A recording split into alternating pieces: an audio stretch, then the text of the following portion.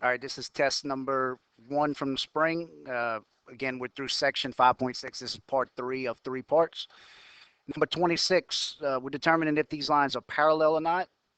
First one, the first equation, y equals 2x plus 15. That's y equals mx plus b. So you can see what the slope is of that one. Your first slope is 2. If the lines are parallel, that means they have the same slope. The slopes are going to be the same.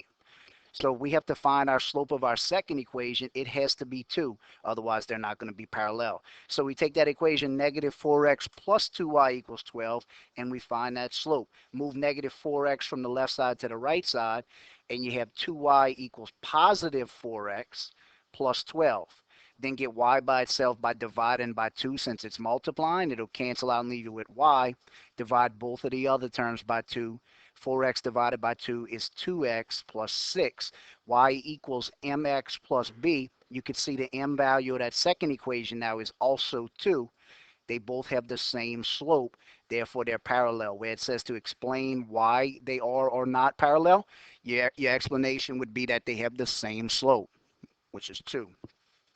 The second problem, number 27, says y equals 6x plus 2. You can see mx plus b in that first equation. Your m value of that first one is 6. Therefore, our second equation has to have an m value of 6, or they won't be parallel. So we got to move what we need to move around. Positive 32 in that equation needs to go from the left side to the right side. It's going to become negative, so we still have negative 4y equals negative 32x minus 128. Then to get y by itself, divide by negative 4, and it'll cancel and leave you with just y. Divide both of the things on the right side by negative 4 as well.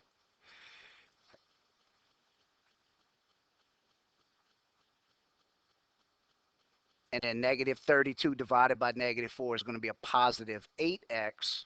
And then negative 128 divided by negative 4 is going to be a positive 32.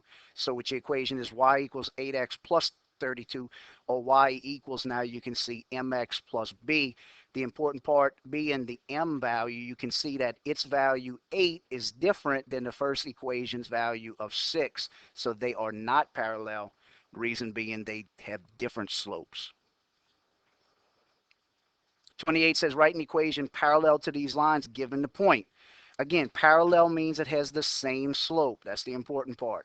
So look at the slope of the first equation, y equals mx plus b, where your m value is negative 5. So you're going to use the m value of negative 5.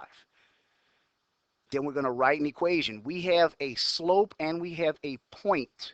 So we're going to use the point slope form. X sub 1, y sub 1 is negative 6, 3. Y minus, skip a space, equals another space, x minus your last space, and plug your values in.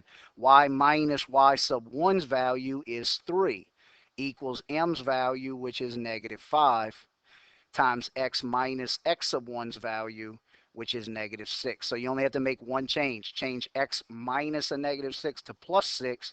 Y minus 3 equals negative 5 times x plus 6. Number 29 says y equals 8 over 5x minus 7, and the point is 5, negative 7. Negative 7. We're interested in y equals mx plus b. We're only interested in the slope of that first equation, 8 over 5. So that's what we're going to use since it's parallel. Again, we have a slope and we have a point, so we're going to use point slope form, x sub 1, y sub 1. You can put it in another form since it doesn't specify, but it'll be extra work to do so. Y minus, skip a space, equals one more space, x minus your last space, and close your parentheses. Y minus y sub 1's value is negative 7, equals m's value, which is 8 over 5, times x minus x sub 1's value, which is 5. The only change you got to make, y minus a negative 7 becomes y plus 7, equals 8 fifths times x minus 5. Y plus 7 equals 8 over 5 times x minus 5. Then the last two problems from the study guide. Number 30, the absolute value of 5 minus 13. Take 5 and subtract 13 from it, and you get the absolute value of -8. Absolute value just means how far away is 8 from 0. Your final answer simplified for number 30 is 8. And then for number 31, you have variables on both sides of the equal sign. Move your smaller x variable over to your larger one. Your smaller one is 2x. It's positive, so you want to subtract 2x. If you subtract 2x on the left, subtract it on the right.